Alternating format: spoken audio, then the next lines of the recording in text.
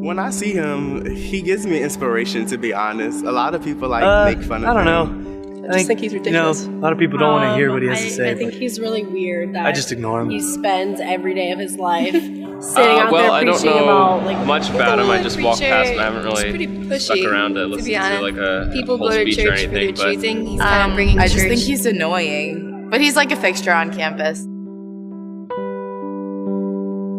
I don't know anything about him, to be honest. Yeah, I just see him. He's always wearing a red coat, though.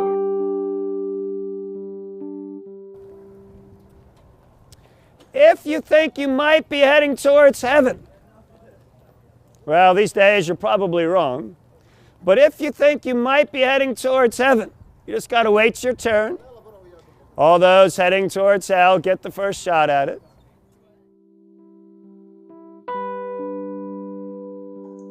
I see our relationship as being equals and friends. Yeah, well, I see our relationship as being friends, but Bro's kind of a mentor also. My name's Bro Cope. I was the original Willard Preacher, and in 1976 the Lord began to deal with me about going to Penn State and ministering at Penn State. And since I was a graduate of Penn State, I knew where it was I was supposed to go. I was sitting in the hub area, and my associate, Steve Michaels, came into me, and his eyes were like that big. And he said, "Guess what?" I said, "What?" He said, "I preached." And I said, "You did what?" When he said to me, "I preached," the Spirit of God in me said, "Time to preach." So we walked all over campus trying to find people to talk to, preach to. As we walked around campus, we realized the only place there was a constant presence of students was at Willard Building.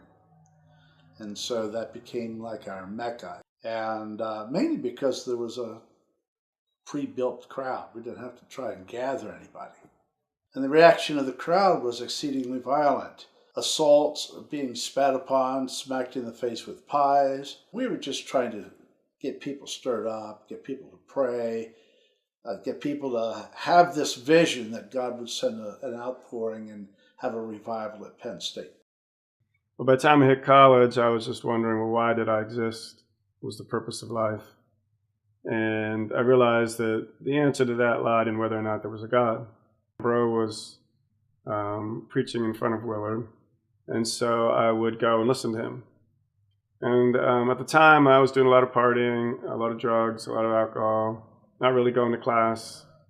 But I would go and, take a notebook like I was doing something, sit there, listen to him, and then move on. Eventually, I came to believe that God wanted me to do what he was doing. So I think it was November 15th, 1982. It was the last day of fall term. They used to have 3 terms. I had it all planned out what I wanted to say, and Bro used to stand up on the ledge there. So I got up on the ledge, finally said what I had to say, and was pretty much done. The next period, he went somewhere, and he said, "Well, why don't you do this period?" But I didn't have anything prepared. I didn't want to say the same thing, so I just kind of got up there and started to talk for about 15, 20 minutes. That was it, and then I've been doing it ever since. I left preaching in 1984 and started to work and essentially helped provide for Gary and Karen. In fact, I bought them this house. I eventually took an apartment for myself, but my role for many years was just essentially enabler. I made it possible for Gary to preach full-time. I began to investigate church history a little bit. I was challenged out on campus about Protestantism versus Orthodoxy and Catholicism. Did a lot of researching into church history, came to the conclusion that the Orthodox Church was the true expression of Christianity. The one that had been there in the beginning is still here today, still has the same doctrine, same manner of worship as they did in the beginning. And they were always supportive of what I did. They did start to give us a little bit of monetary support a few years ago. But they've always been very, like a lot of the Protestant churches weren't very supportive. They always said, "Oh, you're not doing it right, you're turning people off, and all this sort of stuff." But The Orthodox Church has always been very supportive right from the beginning. My parents got me a red sweatshirt for a birthday or something like that.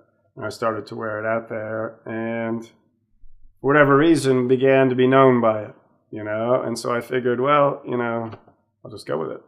At first, it was difficult because I kind of was idealistic. Wow, I found this out, I'm going to tell everybody. And what I ran into was a lot of insults and at the time, I had never experienced that before. So for a period of time, that took a decent amount of time to get used to it. They used to have, it was interesting, because they used to have a homosexual coming out day in front of Schwab Auditorium. There'd be kind of a big crowd in front of them. There'd be a huge crowd in front of Willard. Times people were climbing the light posts to see what was going on. Certainly in the beginning, I didn't deal with it very well.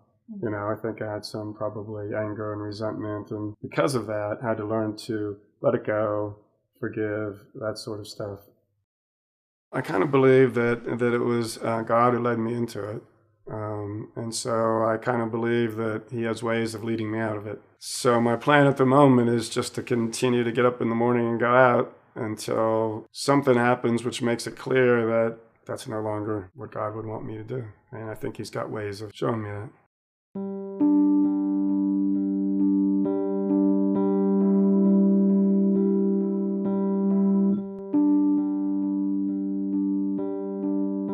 I just kind of hope that somebody will, God will raise somebody else up. I'm not really looking for somebody to raise up. I don't know if you were looking for anybody in particular to raise up. Maybe you were. No, you were just a gift. It just happened to come along, and hopefully there'll be somebody who'll come along whenever we're done.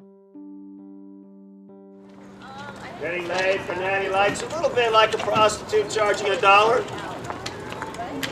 Just something not quite right about it. Oftentimes wonder if the women at Ohio State will get laid for natty light. Maybe they hold out for England. And I'm pretty sure the women at Northwestern hold out for Guinness.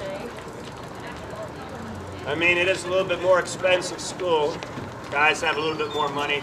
This is, after all, prostitution by the barter method. Guys give the alcohol.